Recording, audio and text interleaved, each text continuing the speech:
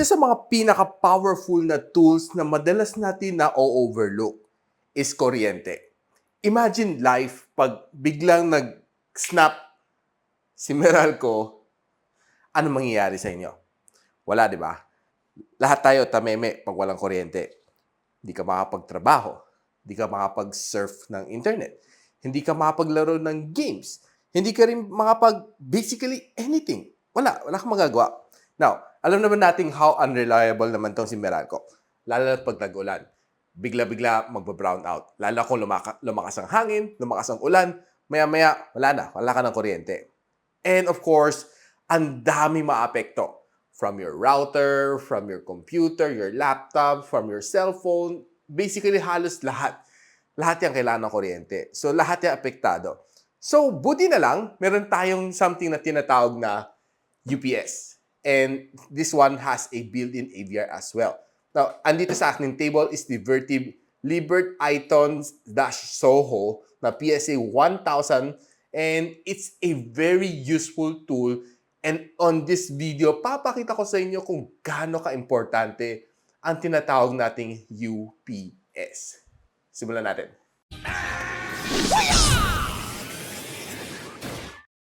So, hi guys! Ako pala si Rich from the Gadget, Sidekick, and welcome back to my channel. So, ano nga ba ang UPS? UPS meaning Uninterrupted Power Supply.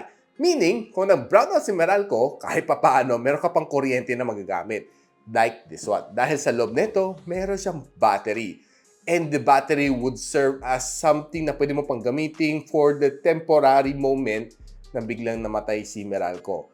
It's very important, lalo kung meron kang small business, na nakasalalay sa computer or nasa bahay ka, gamit mo nga laptop, biglang namatay rin ang iyong modem, hindi ka rin makapag-online schooling.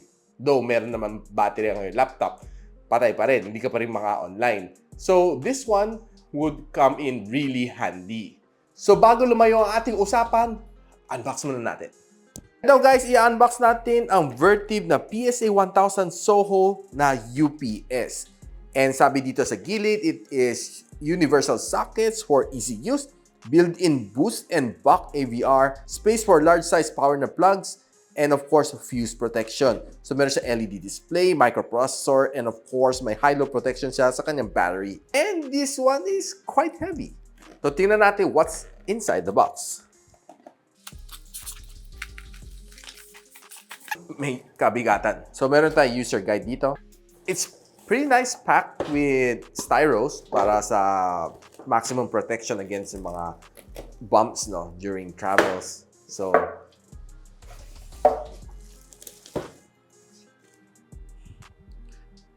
we have a power cord over here.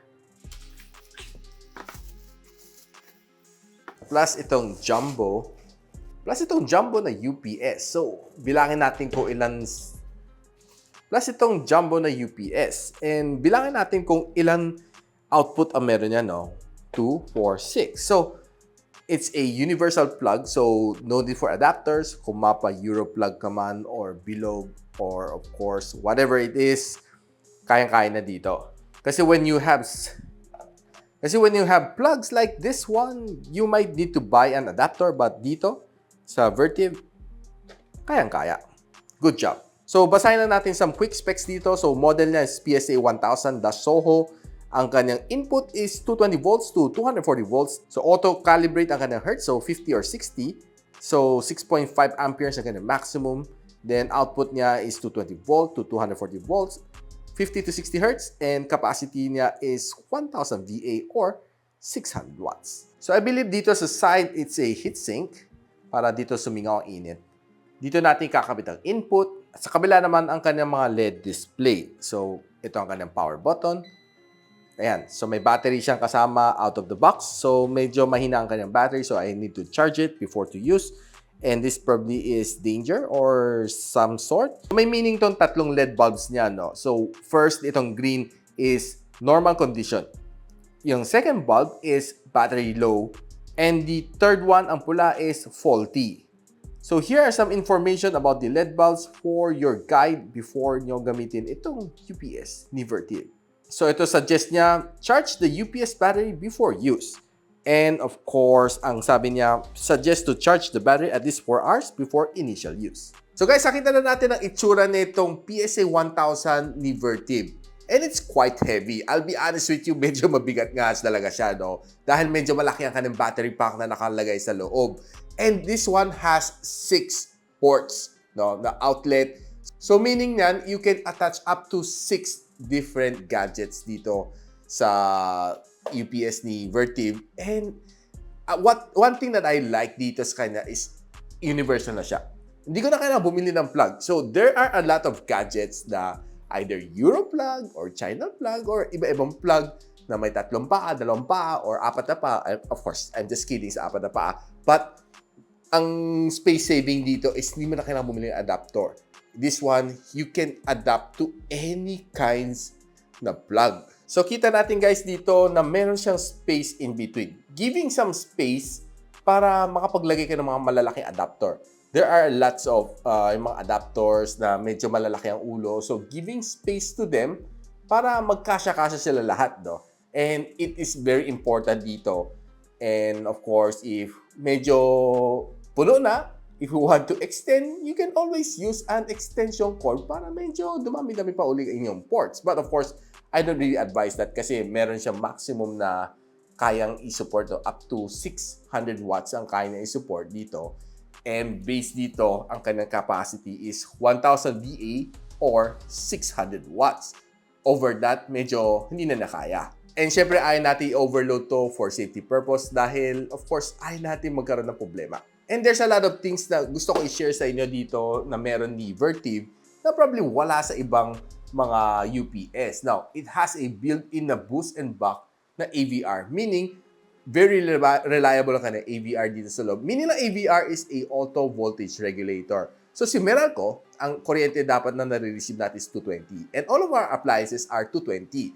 Now, what if bigla ka nakatanggap ng 240 volts? There's a chance na baka masunog yung gadgets. So what this AVR does is step down niya automatic, bababa ng 220 ang kanyang voltage. So giving your gadgets protection, your computer, na hindi siya umabot ng 240 dahil baka magkaroon ng problema or masunog or ma-overload ang yung gadgets, lalong ka magkakaproblema. So, importante ang AVR na naka-built-in dito sa kanya. So, there's a lot of UPS out there na UPS lang, battery pack lang siya, walang AVR. So, this one, I'm happy na built-in na ang kanyang AVR. Now, it also has a microprocessor na guarantees high system reliability. Meron siyang, may chip siya sa loob na nagko-control na distribution ng mga kuryente and yung mga distribution ng load to make sure na protected ng every gadgets na 6 na gadgets na sinaksak mo dito sa kanya is well protected. And another thing dito is that it provides AC overload protection. Meaning, hindi mag-overload or probably kung ikaw hindi mo alam anong load na sinaksak mo, saksak ka lang ng saksak, pag nag-overload yan, automatic may mag-shutdown siya to make sure na hindi ma-overload to make sure na hindi mag-overload itong UPS mo at medyo masakit pag masira ito, syempre. So another thing na gusto ko dito sa kanya is fast charging siya. In just 4 hours, na fully charge ko na itong battery pack niya. And another thing is that pwede siya mag-charge while turned off. Yung ibang UPS, kailangan naka-on siya just to be able to charge. But this one, kahit naka-off, kayang-kaya na mag-charge. So, pag turn on, all you need to do is just press it. Makikita mo, kung sino ang bigla mag-pop up. So, meaning ganon, medyo bawas sa aking battery. So, all I need to do is, of course, to just charge it. And later, magiging green na ulit siya. Okay? So, right now, naka-battery pack siya. So, I can still charge my cellphone, my laptop dito sa kanya. I'll be showing you a little bit later. Now, another thing na super duper important dito sa kanya is meron siyang surge protection. Now, there's a lot of gadgets na nasisira pag may surge. Meaning ng surge is biglang sipa ng iyong kuryente. From mga appliances natin like ref, like computers, laptops, lahat yan. Medyo takot sila sa surge. So, pag biglang sipa ng kuryente, let's say brownout, biglang surge ang kuryente papasok, Grabe, yung gadgets, good as goodbye na sometimes. Lalo yung mga main board sila, kailangan mo na i-repair, i-replace dahil na-damage siya ng kuryente. So, important, meron din siyang surge protection na built-in. So guys, ngayon papakita ko sa inyo some of the usage nito UPS natin. So, let's say brownout. Okay, namatay. So, I'm running on battery. So, let's see kung totoo nga bang nakaka-charge pa siya ng cellphone. So, papakita ko sa inyo na this is not your ordinary plug. It's a plug na ginagamit normally sa UK and sa Hong Kong. So, tatlo ng paano. So, dito, kay Vertiv, wala siyang problema dahil supportado niya. Dahil ang kanyang universal na socket is very useful. So, I don't need to buy myself a adapter, which is, of course, kakapal. This makes it very space-saving. So, right now, tatry lang natin i-charge itong phone natin, no, which is a Huawei na Mate XS2. So, pagkabit natin, it's charging. And it's really charging. Hindi lang siya basta charging. And I'm not quite sure how many phones can be charged dito while it's running on battery, though. But definitely, may limitation din siya. And for me, what's important dito sa Vertiv is it's reliable.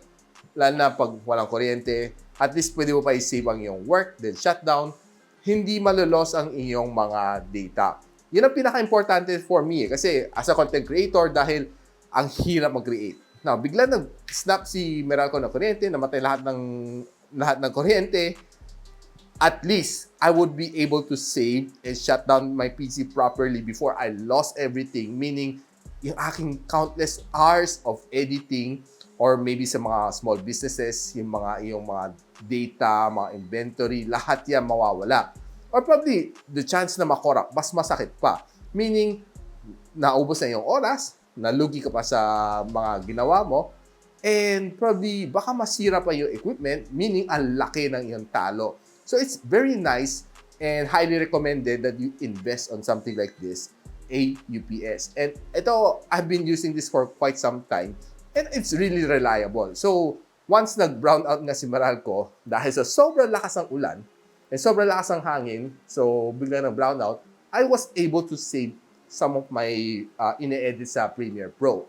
So, of course, hindi naman ako every 1 minute nagsisave. So, halos every mga 20 minutes to 30 minutes, lahat ng in-edit ko, isang save. So, alam natin may limitation din ang autosave. So, hindi sobrang reliable ang autosave. With this one, I was able to shut down properly aking desktop, meaning walang nawala sa akin. Okay, so thanks to this Vertiv na PSA1000 na Liebert PSA1000-SOHO, it's really saved my life. So yan guys, nakita natin na nakakabit ang ating UPS and of course nakakabit din dito is aking computer and some of the lights na naka-attach dito, mga RGB lights ko to make sure na pag nag-brown out, at least kahit paano meron pa ako ilaw dito. Though the RGB lights are not really that important, the most important thing is my monitor and my CPU. Yun ang mga dapat na nakakabit sa aking UPS and those are the most important element na kailangan mong protektahan especially pag nag-brown out. So guys, if you want to know where you can buy this Vertiv na UPS na pinapakita ko sa inyo dito sa aking channel right now, you can buy it straight sa Lazada Mall and I'll be posting the link on the description box below. This one is currently priced at 7,668 and meron silang ongoing na promo this coming 8/8 sale sa Laz Mall. So, don't forget to check it out, of course. Always use the official link na ipopost ko on the description box below para hindi kayo ma-scam at hindi kayo makabili ng peke. Kasi medyo rampant ang mga online scammers these days. So of course, make sure na bumili kayo sa official store or just simply check yung link na nilagay ko kasi yun ang pinaka-official na store ni Vertiv. So guys, if you like this video, don't forget to like, subscribe, and of course, click na rin ang bell icon para hindi nyo ma-miss ang mga future uploads dito sa aking channel. And so, ako pala si Richmond and you're watching Gadget Sidekick. What's up?